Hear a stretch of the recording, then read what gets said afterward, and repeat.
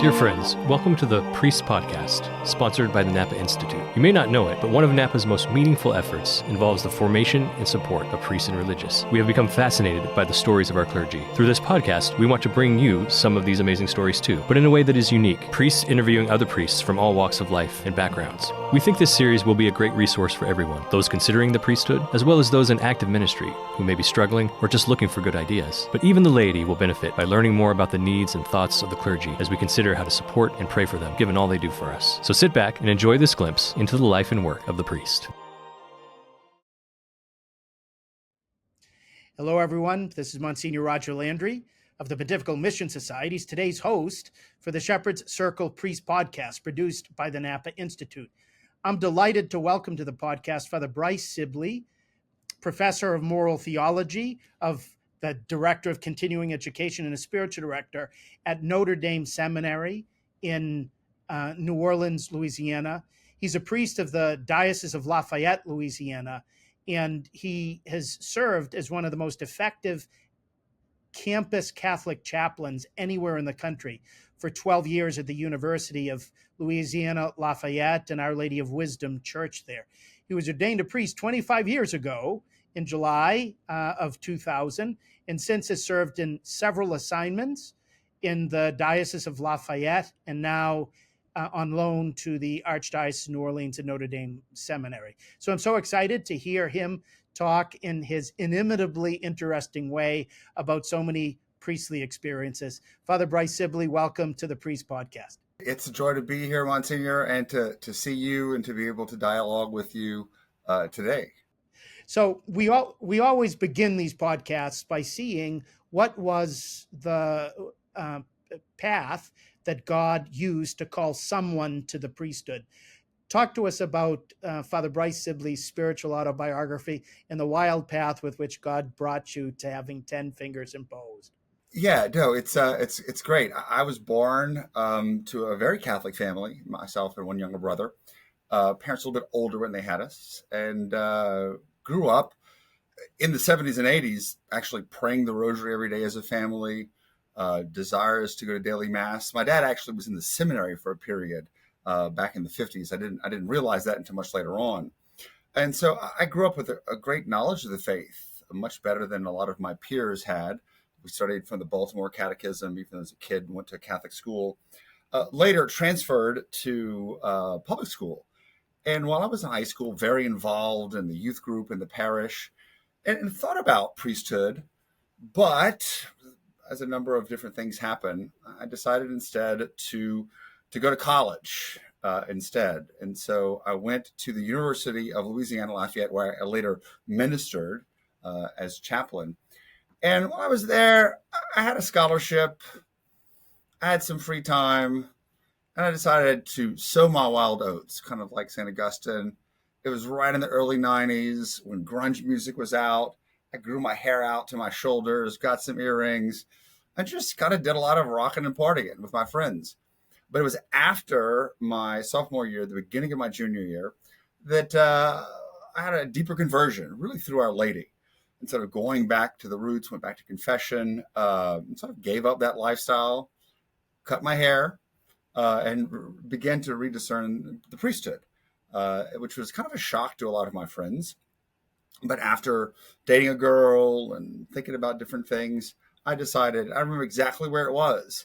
She and I were driving back after New Year's Day in Houston, actually in Katy, Texas. And I said, I need to break up with her and enter the seminary. I talked to the vocation director for a little bit, broke up with her the next day and signed up. And so I was accepted in April of 1994. So I actually left the University of Louisiana with a year left of college. But I knew that if I didn't leave right there to drop my nets, that was so important for me. You know, if you hear the voice, drop your nets. So I left a scholarship. I left with basically, 25 hours left and entered the seminary at St. Joseph Seminary College. So did 2 years there, sort of adding an extra year of my undergraduate studies. And then in 1996, was blessed to be shipped to Rome to study with you and so many other great friends at the North American College. So granted, there were seeds planted at a young age, and I thought about the vocation when I was young. Kind of had to go my own way for a few years, but the Lord brought me back really through his mother. So here I am today. Beautiful story. Talk to us about the ways that God helped you to grow during your seminary years. Yeah, I think certainly we were there at a time when seminary formation was transforming to after the program for priestly formation and Pastoris Dabo Vobis, these documents that are so integral to priestly formation. So I, of course, learned a lot of theology. I really, looking back, wish maybe I would have done some more work at the human formation. Angry young man, had my own opinions. The Lord eventually worked all that out. But for me, what was so important was having the space to pray, but also great professors, wonderful rector under then Msgr Dolan. But for me, it was the city of Rome itself. And I know this sounds, you hear this, that really taught me, informed me, getting to be where the saints were, to see the art and the architecture that really helped to ground the faith. It's not something just purely intellectual, but something that was rooted in tradition and history and reality. And yeah, working with priestly formation, I also realized that as much as the priests that were there and the professors were great formators, it was the other seminarians and our community and our ability to converse, to talk. Some of the most critical, crucial conversations and moments of my formation came with very honest and vulnerable discussions with some of my seminarian brothers. So I just think formation is more than just top down. There is this real horizontal dimension where peer to peer we minister to each other and help form each other, even though we don't know what we're doing most of the time. Just pausing for a second, at Notre Dame Seminary, where you're now on the seminary faculty, forming the future priests that will serve all of us in the country. Do you find anybody who's like a young Bryce Sibley? And how would you form this wild stallion type of guy that you were in seminary? Yeah, there are a couple of guys like that. And I think there is like this willingness to sit down and say, hey, there's some deeper issues here. Let's talk about these deeper issues. Maybe stuff that comes from your past, things that happen in a way that was really never presented to me. I'm not faulting anybody at all. And the hopes that young man might be willing to dialogue and to begin to do the work. And the guys, I'm internal forums, I do spiritual direction. And in my little spiritual director bio, I tell the guys, I want you to really step into your identity as a beloved son of God the Father. And young men today face a lot of challenges we didn't face, 30, 35 years ago, that they need to be able to deal with. So me, it's like that human formation is the foundation that all the other areas build on. You could pray and you can know your theology, but if there's some deeper issues and some deeper wounds, you have some anxiety, some anger, let's work on that so that you can be the most effective priest. And I think it really comes down to knowing yourself as unconditionally loved by God the Father as his beloved son. So I use the prodigal son a lot to pray over, to discuss with the guys. And I've seen some great fruit as the guys come to know the Lord's love for them, are better able to share it with others. We'll return to your experience as a seminary formator a little bit later in the program, but I want to get back to, after several years in Rome, you returned to the Diocese of Lafayette in order to be ordained in July of 2000. What are your memories of your ordination, of your first Mass, of the first steps you took as a priest? So I was ordained a little bit later because I had to finish exams. So I was ordained on July 15th of 2000. But I remember it was hot. This is the middle of the summer in southern Louisiana, and wearing my black cassock and sweating. So I remember it was hot. Was St. John's Cathedral air conditioned? Oh, it was, yes. Fortunately, it was working too. I just remembered, it's sort of hazy. For me, I have a hard time remembering specific details. I just remember the overall event, the cathedral being packed full of people, my parents there, all the brother priests, just sort of being overwhelmed by it. But the thing that I guess sort of really sticks out is that first confession I heard. I don't remember who it was. I don't remember what it was, but I remember them approaching me and saying, "Father, would you hear my confession?" I'm a 27-year-old young man. Like, "Father, what does that mean?" And this was someone who was older than I was. Getting used to that right at the beginning. And to be able to, through it all, to grow into it. So it was a great event. Although I will say, in my own memory, probably even greater was I had my 25th anniversary celebration and at the cathedral with a big mass and a party afterwards. Maybe that's just more recent and my memories are fuzzier from the past, but such a joy to be able to be with people who I've been able to serve and minister to over the course of the past 25 years, in a certain sense, had more meaning for me because of those relationships. Talk to us about some of the assignments that you've had as a priest. Just give us a little bit of a history, and maybe if there were one or two learning experiences that you had at that particular assignment. I do want to spend a lot of time in your 12 years as a university chaplain at the University of Louisiana, Lafayette. So why don't you take us from ordination to Our Lady of Wisdom? Yeah, ordained 2000. Did my first year actually in Rome, although I had a brief parish assignment in the summer after I was ordained. My first year as a priest in Rome, finishing my licentiate degree, coming back and doing 2 years as vicar in the city of Ville Platte, Louisiana. This is a Cajun country, but really enjoyed my time there at Sacred Heart, particularly working at the school. I taught for the 2 years I was there philosophy to a group of the students I became very, very close to who graduated in 2023. I was actually able to go back to their 20th anniversary and just remembering so many memories. Names that I called some of those kids 20 years ago, they still use the nicknames today. That was a gift. So my first pastoral assignment as pastor was at St. Joseph's in Parks, Louisiana. I was there for 5 years. Just like small country parish, learning how to be a pastor, bringing good liturgy, and taking the ideals that I had of what I think a pastor should be and bringing it there. It had its own challenges. Surprisingly, I was asked to move after 5 years to a much larger parish in Mamou, Louisiana, St. Anne's. This is where Mardi Gras, the Cajun Prairie Mardi Gras is. I did 2 years there and just made so many great relationships. A struggle at first. I didn't want to leave the parish, but went there. And then it was in May of 2010 that I got the phone call from then Bishop Gerald that he wanted to send me to Our Lady of Wisdom. I hadn't applied to go back to the old university and to serve as chaplain there. And so I spent actually 11 years, just shy of 12 years, as the pastor and chaplain at Our Lady of Wisdom at the University of Louisiana at Lafayette. And so, busy, one of the most active ministries you can imagine, but so rewarding and just a wonderful 11 years.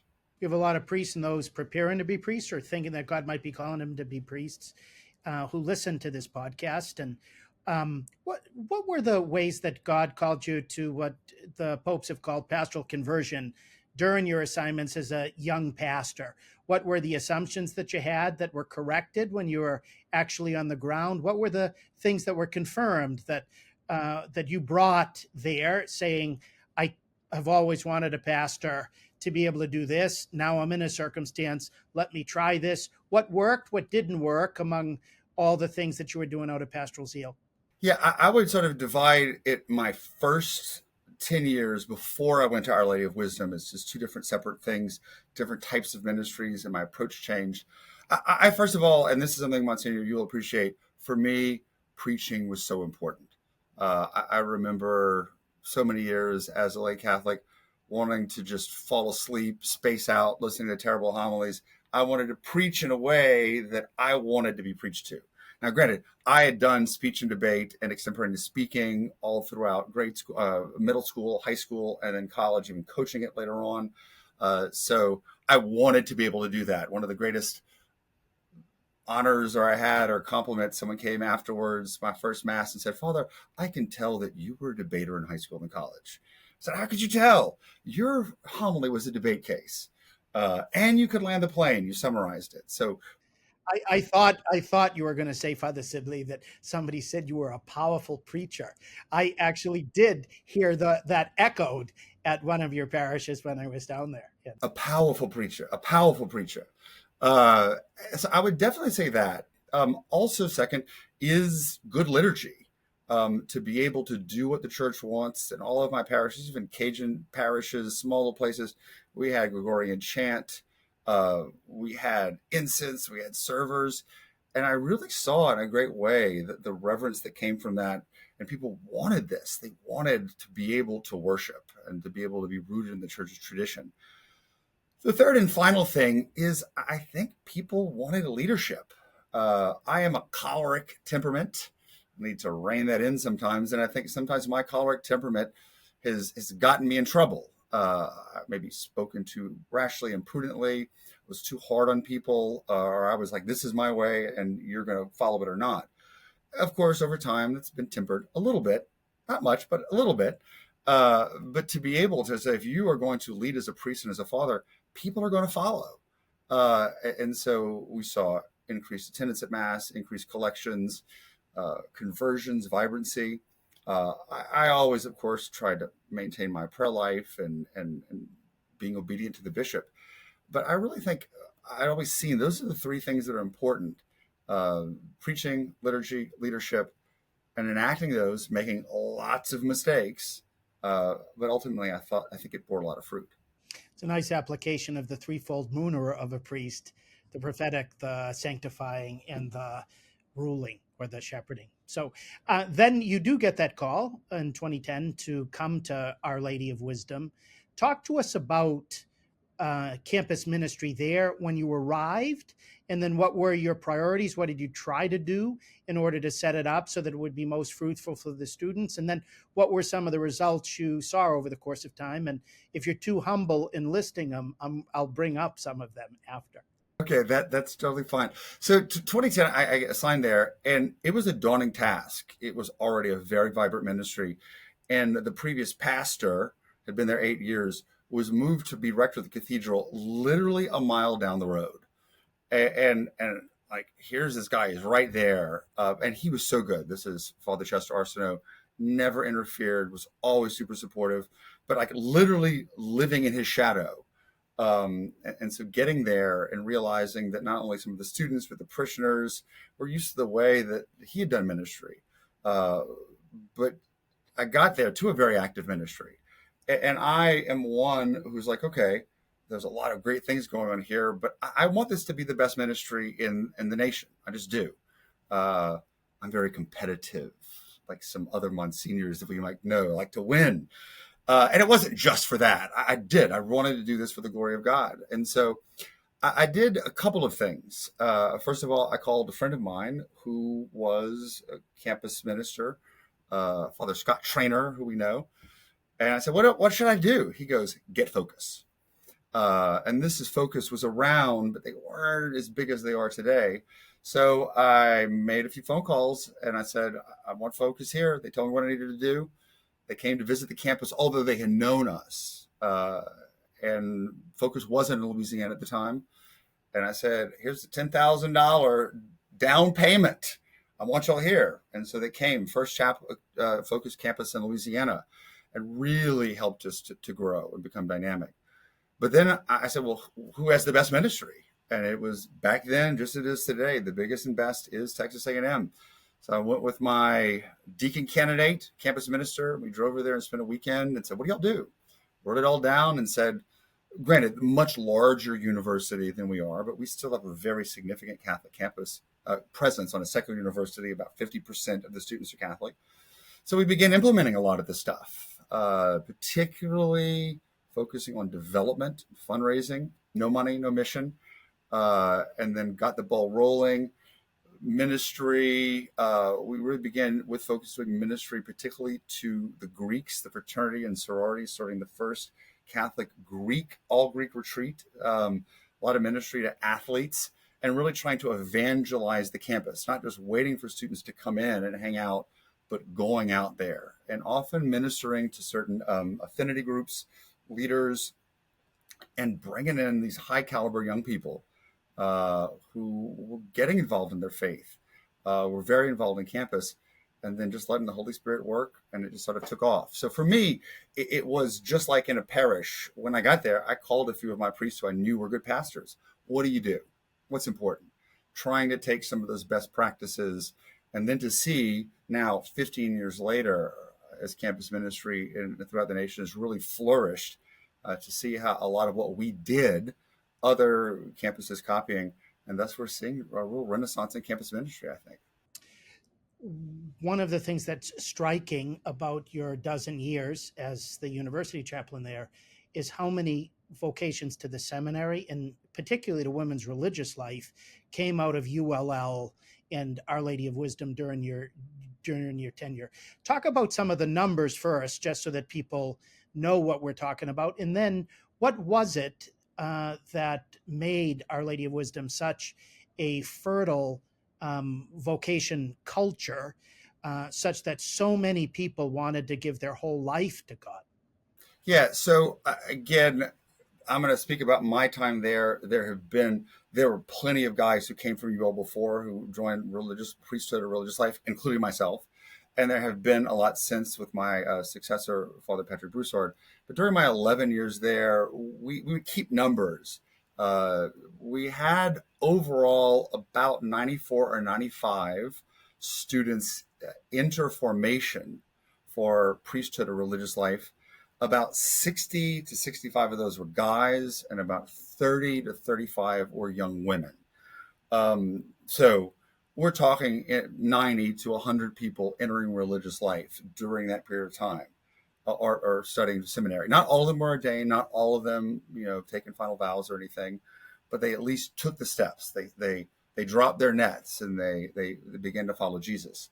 It was a little bit slower at first, as we began trying to talk more about vocations. But in those first years, what happened, there was a core group of guys, particularly one I'm thinking very involved in fraternity, who decided to take the jump, and they entered. There were 4 guys who entered, another one who was very, very involved in the campus ministry, who were leaders. And it just was a snowball effect. Well, if those guys can go, I can go too.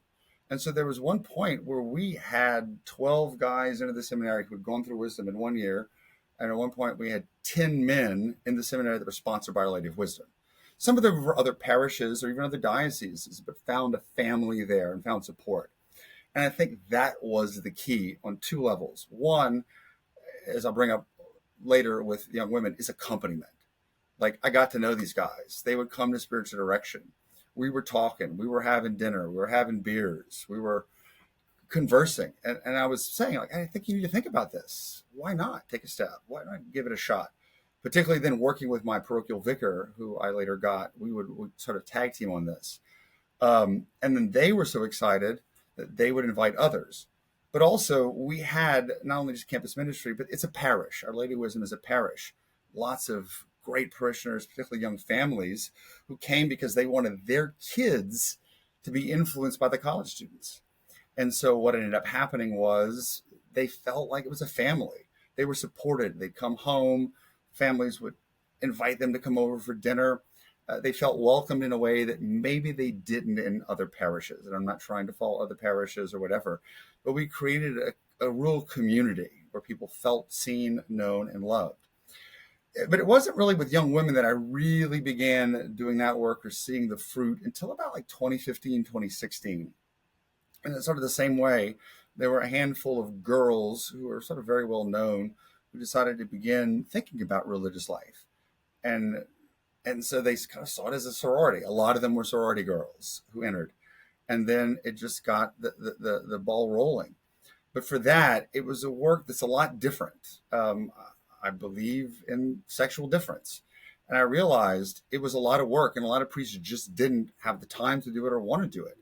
For 1 hour I would invest in a guy, I need to invest about 3 in the young woman to listen, to accompany.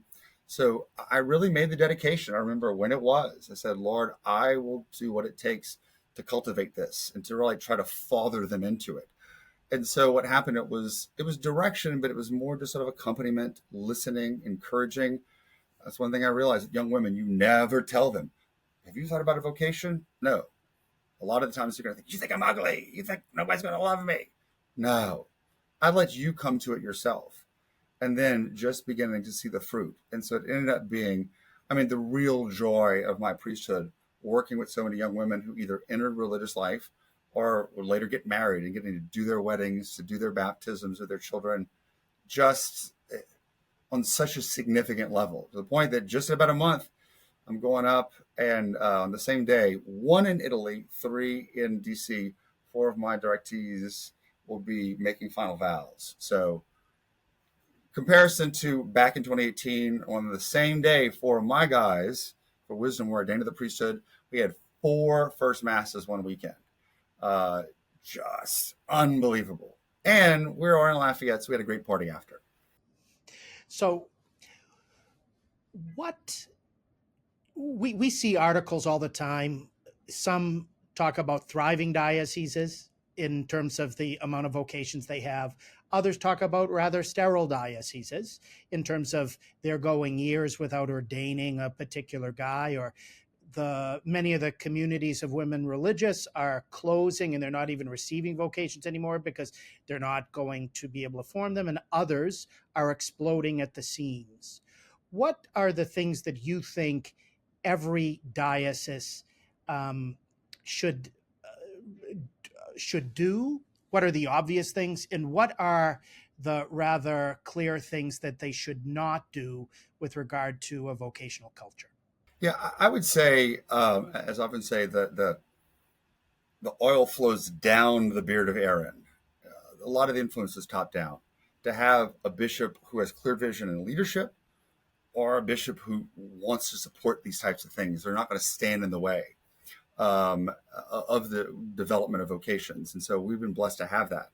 Lafayette, I think in a certain sense, is unique. And again, this is my own theory. When the scandal hit the majority of the church in 2002, we had dealt with ours back in the 80s with the Gilbert-Gotte scandal. And we began cleaning things up and ordaining really good, vibrant, orthodox, very human and real priests back in the mid to late 80s. And so right now in our diocese, I can't give you the exact number, but I would just say 60% of the priests are under the age of 55.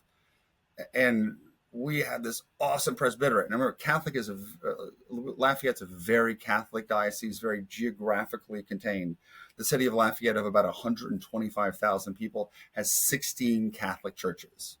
There's always a place to go to Mass, and just great priests who are very relatable.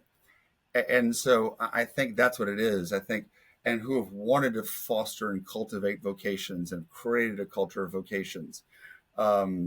At my 25th anniversary, we had 25, 30 priests show up and all these lay people, and they were just interacting, having a good time, visiting. There's a connectedness there. There's not a stratification. There are boundaries, of course. When the priests were wearing their clerics, they know they're priests. But it's that sort of relationality that I think, and a vision. So I guess vision and relationality is so crucial and so important.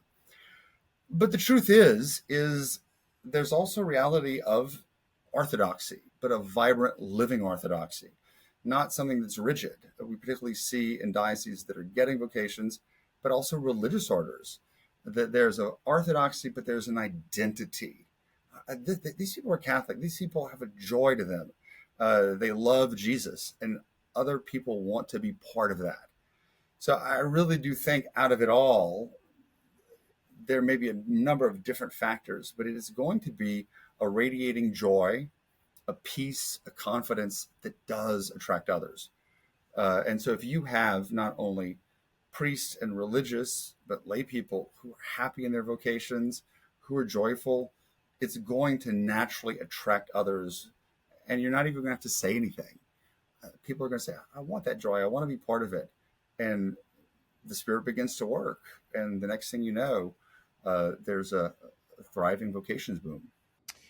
I want to ask 2 questions about this experience before we move on to Notre Dame Seminary. The first is, if one of the priests listening to this podcast gets a phone call from his bishop saying, I want to appoint you to be a college or university chaplain, what would be the advice that you'd give him in order to be able to do it effectively?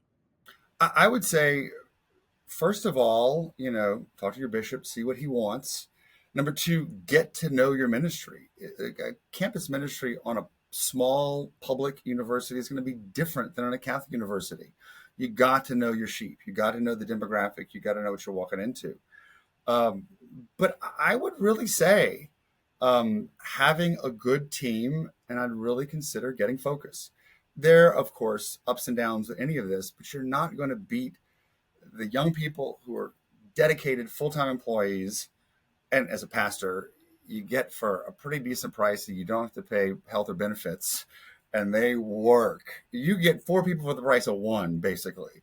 And if you're willing to father them and love them, it's going to be great. And then I would say, particularly as I got older, I remember the day when I realized, oh, wait a second, actually, the story is that one of the guys came up and I recognized his last name, and he said, yeah, Father, you know me, you dated my mom. When I realized that I could be your dad, I think, because when I was younger, a lot of guys, I was there when I was 37, I was more like a big brother. Now in my 50s or in my late 40s, I was more of a father. That just changed things for me. And that was the decisive point when I became from a big brother to being a father. But when you're 35, 36, 37, it's hard to do, at least in my opinion, because you're ministering to students who are 21, 22. You are a big brother. Minister as a big brother until the Lord helps you to grow as fatherhood. But for me, it's relationality. It's getting to know them. It's getting to hear their stories, where they feel safe with you and the staff, and and you do stuff with them outside of just going to mass. You're going to the tailgates. You're inviting and having gatherings there. You're doing the small talk. For an introvert, that was not always the easiest, but it's relationality. Get to know them, love them, and then cultivate those relationships, and it'll continue to bear fruit. The second thing is, you've talked a little bit about it, but I just want to double down. There are many priests who will be approached by people in their parishes, or if they're a high school chaplain or they are a university chaplain, saying, I think I might be called to be a woman religious. You have given spiritual direction to many women religious. You mentioned 4 who are about to make their final vows.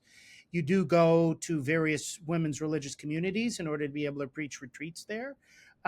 What would you say to someone who wants to accompany a young woman to discern whether God is in fact calling her to be his mystical bride and enter into a women's religious community with their fruitful charism, etc.? What are the biggest takeaways you have taken from the way God has taught you through those relationships over the course of your priesthood?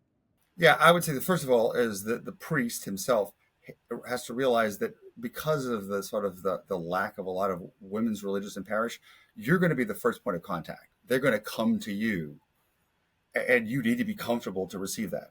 Number 2, you have got to be comfortable in your own fatherhood and your own priesthood to be able to give and minister and receive. So crucial to be able to do that, particularly with young people. Here, a young woman who's at a stage where she's very vulnerable, coming to you, telling you, I'm thinking about this. I would say that I think you need to be willing, as I said, to make the commitment. It's going to take a longer time to not push, to listen, to be able to hear what she's saying and maybe what's under that. For me, you cannot be a bride until you know yourself as a daughter. And so to be able to gauge this young woman, is she confident in God the Father's love for her? What's her family of origins? To encourage counseling or therapy or EMDR or whatever she needs to do that work, and to realize you cannot do it. You can accompany, you can be a father, you can engage, but to work together. And then when she's ready, to go to the come and see. I really encourage also the priests to get to talk to vocation directors and women's religious that they know, to get advice. What do you think I should do? So it becomes a very collaborative effort. But a lot of it is going to be one-on-one talking, having a cup of coffee, hearing what she has to say, asking the proper questions and then guiding. It's not that you hand her off to the religious order, but until she feels comfortable doing it. But I say that a lot of the times guys tend to be very deductive in their approach. Oh, okay, well, I like to read the Bible and I like to go to Mass and I like to serve Mass. I think I should be a priest. For women, it often comes from something inside. And so that I never tell, and I tell guys, do not tell them, oh, have you thought about being a nun? You wear a chapel veil and you like to pray the rosary. Don't do that. Let it come from inside. And once they do, begin to ask the right questions and walk with them. I wish there was more formation for this. And I know Father John Burns is trying best to do that. But it's about being a father. And once they know their daughter, then they can become bride and the God willing mother. Let's shift to Notre Dame Seminary. So after 11 years at Our Lady of Wisdom as a university chaplain, you are asked to go teach moral theology and to be a spiritual director and lead up continuing intellectual formation among priests and future priests there at Notre Dame, which, by the way, when we were in seminary, was struggling in various ways, including in terms of numbers. And now I think is one of the biggest, if not the biggest, seminary in the country in terms of the amount of men it is now forming. So talk to us about Notre Dame. Talk to us about what it was like to shift from a thriving college campus to a seminary in which fundamentally your work is going to be with men who are discerning whether God has in fact called them to be a priest, and then if he has, preparing them to be not just priests, but good priests. Yeah, so fortunately, I was honored to ask to do this and prayed about it and decided to move forward with it. There's a lot of similarities. So we're dealing with a lot of people who are in, let's say, their early to mid 20s. It is an educational environment, although much smaller. We have about 138 guys here, but that's nothing compared to what you get at a university. I mean, I have 138 people just come to the coffee shop or to the student center per day. So for me, it was like downshifting. I was moving forward. I was in fifth gear and having to go down to first gear. And also just much more routine. You know, there's morning prayer and Mass at the same time, evening prayer, class every day. I'm teaching the same thing now for the fifth year. I'm tweaking it a little bit. So getting used to the routine more than campus ministry, you never knew what you were going to get. You never knew who was going to come into your office with some sort of a crisis or what you had to do. And there were always different events. We're very active here at the seminary, but I found that seminarians like to stay in their room and maybe read, ideally more. College students are like, let's hang out, let's have a good time.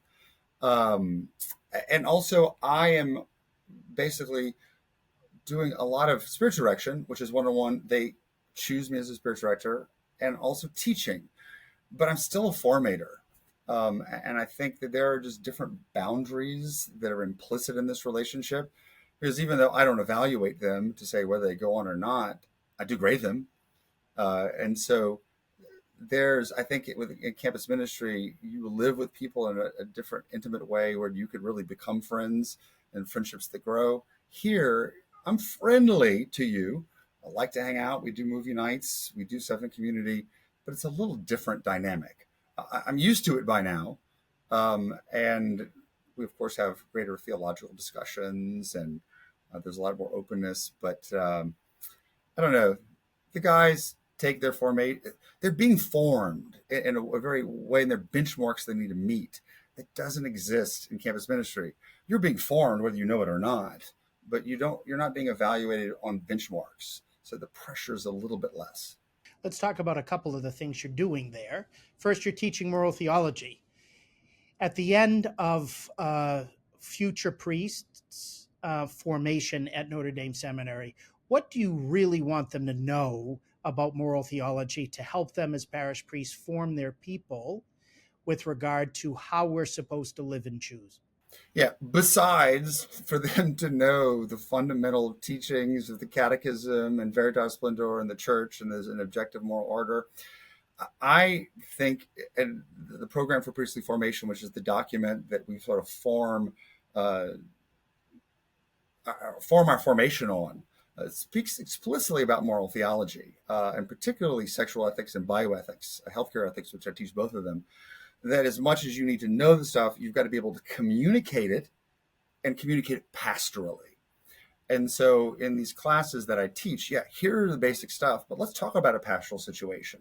How are you going to apply this?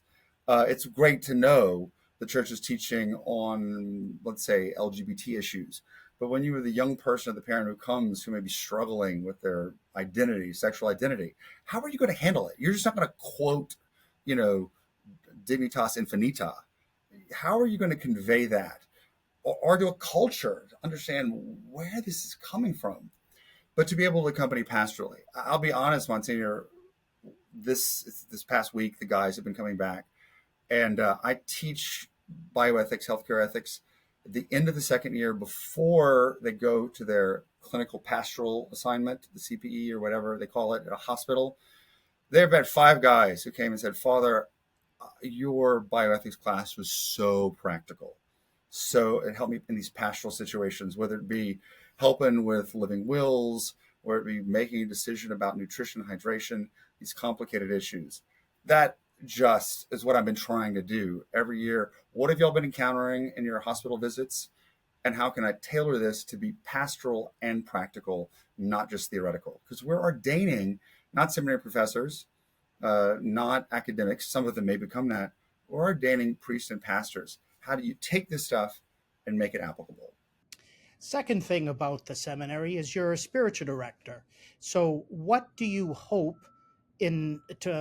as the outcomes for your spending, say, 4 years forming a young guy in terms of his friendship with the Lord Jesus, his capacity to pray, his capacity to teach others how to form friendships with the Lord and how to pray and how to live the spiritual life to overflowing and to fruitfulness that will last. And so what are your objectives when you're trying to give spiritual direction to someone who's supposed to be ordained as a spiritual director of others?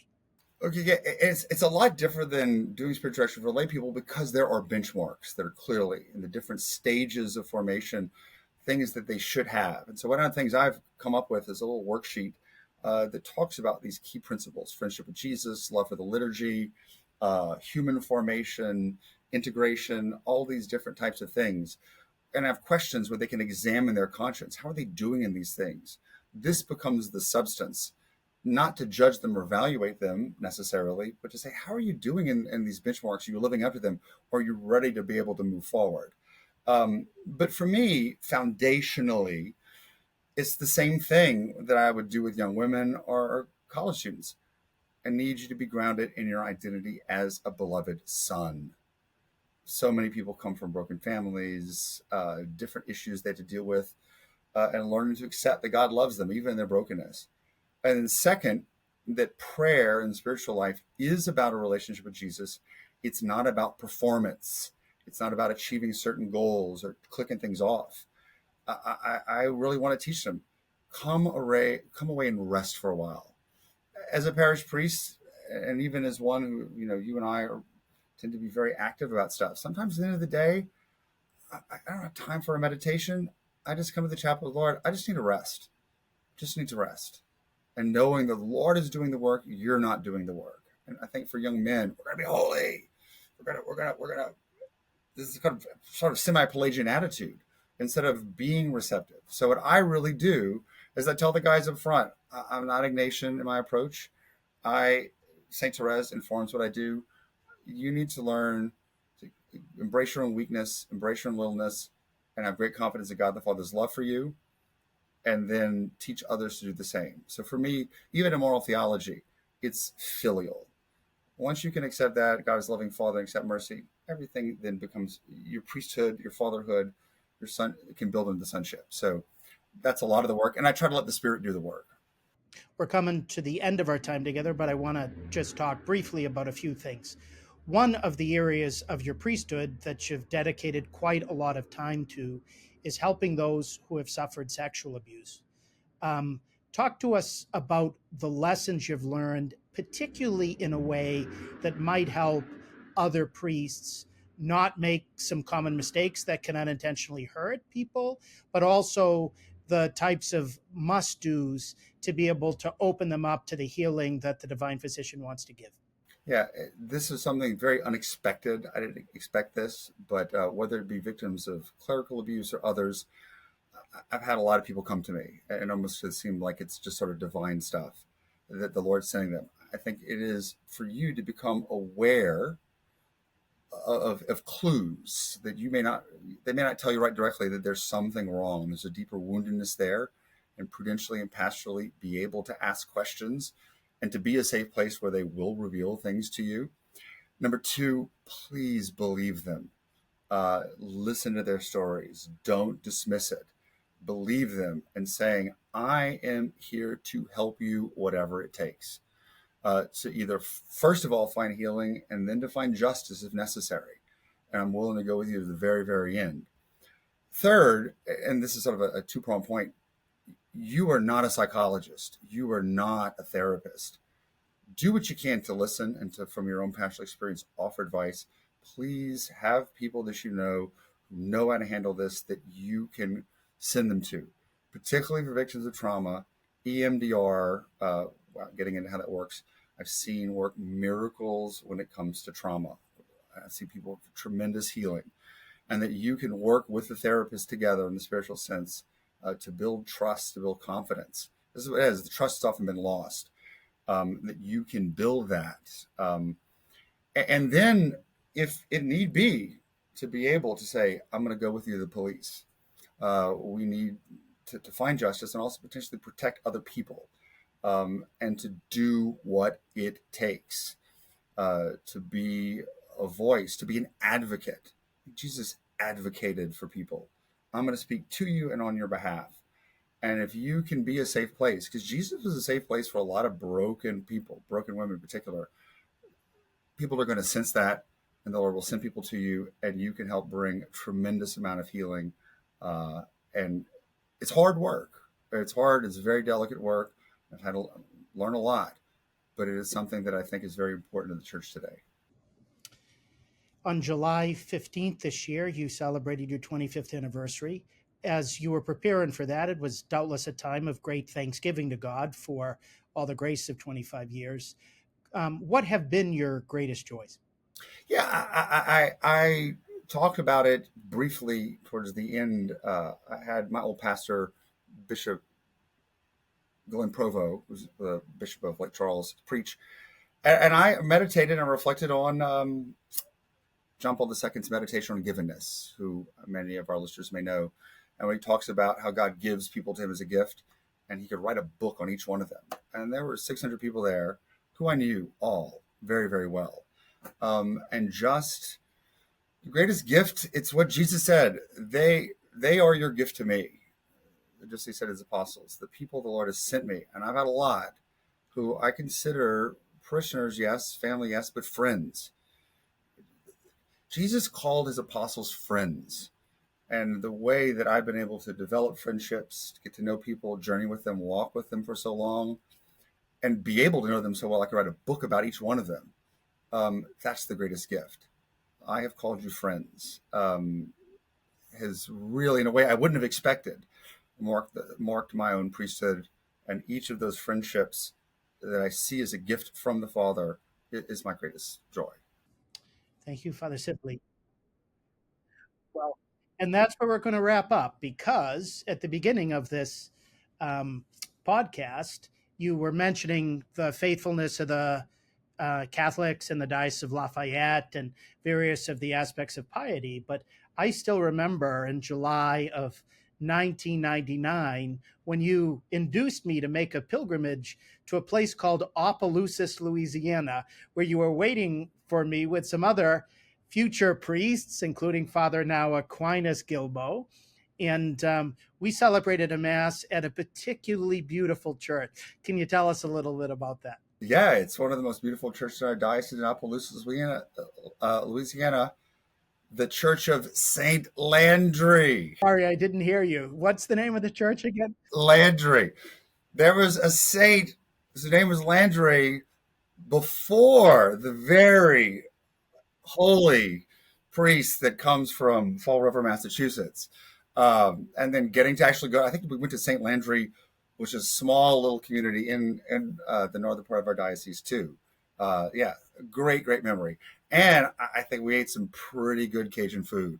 We did. We had some crawfish at St. Landry's Landry's crawfish, and some other things. So St. Landry is the name not only of the principal and beautiful church there in Opelousas, but of the parish, which is a civil entity, what in most other places of the country is called a county. And so it's the St. Landry Parish is in Opelousas, which is the heart of St. Landry Civil Parish, which is geographic. But that's always a very happy memory of mine. And I got some bulletins there from the previous Sunday, and I gave them to my father coming back. And that was the one time I saw my dad as a hyper new evangelizer as he was passing out St. Landry Parish bulletins to all his guy friends. So, Father Bryce Sibley, it's been wonderful to have you on the Priest Podcast today to talk to you about the various graces of the last 25 years of your priestly vocation, life, and work, and especially what you've been able to teach us about pastoral priorities, about work with young people at colleges, about helping young men and women discern, about how we're forming our priests for the future, likewise about how to minister to those who have been hurt by others, including by those supposedly acting in God's name. Imagine what it would be like if we had more priests like Father Bryce Sibley. That's why the Lord Jesus asks us to beg the harvest master for more laborers for his harvest. So please join us in praying for shepherds after Jesus' heart, and to encourage the young men you know who show signs of a vocation to ask Jesus in prayer whether he might be calling them to serve him, the church, and the world as ordained priests. Please check back next week for an interview with another hardworking priest in the Lord's vineyard. I'm Msgr Roger Landry. I've been delighted to be your host today with our special guest, Father Bryce Sibley, on the Shepherd's Circle Priest Podcast. Thanks again, Father Sibley. My pleasure.